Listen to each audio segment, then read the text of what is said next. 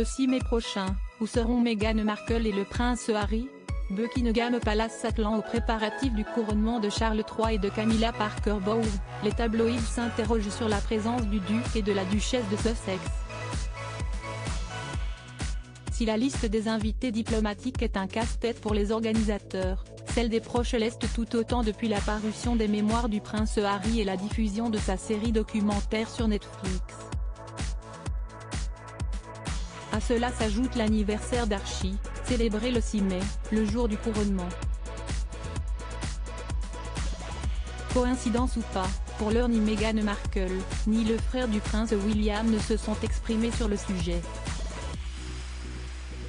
À défaut d'avoir leur réaction, une source proche du palais glisse dans les colonnes du magazine People de ce jeudi 9 février, beaucoup de choses peuvent se passer d'ici là.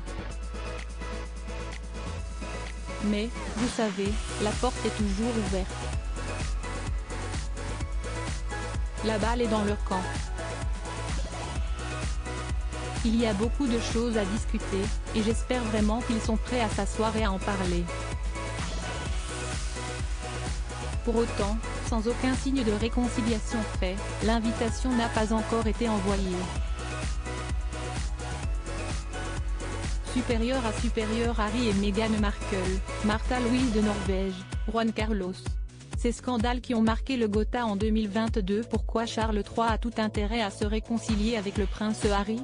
Malgré les tensions, le père du prince Harry serait impatient que la situation se calme et espère que cela arrive avant son couronnement. Si est une occasion si importante pour Charles, et il voudrait que son fils soit présent au couronnement pour en être témoin. Il aimerait que Harry revienne dans la famille, ajoute la même source. Et pour cause. S'il n'arrive pas à démêler l'imbroglio, cet échec fera toujours tache sur le règne du roi, et il gardera la réputation de celui qui a laissé sa famille se désunir, explique cette même source à nos confrères.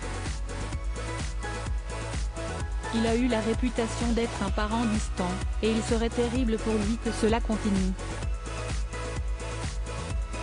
Quant à la date choisie pour le couronnement de Charles III, elle a certainement fait froncer quelques sourcils à Montecito, aux États-Unis, où habitent le duc et la duchesse de Sussex.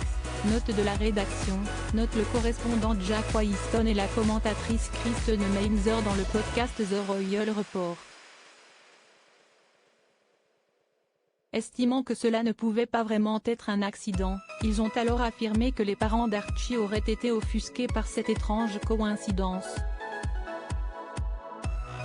Crédit photo, agence.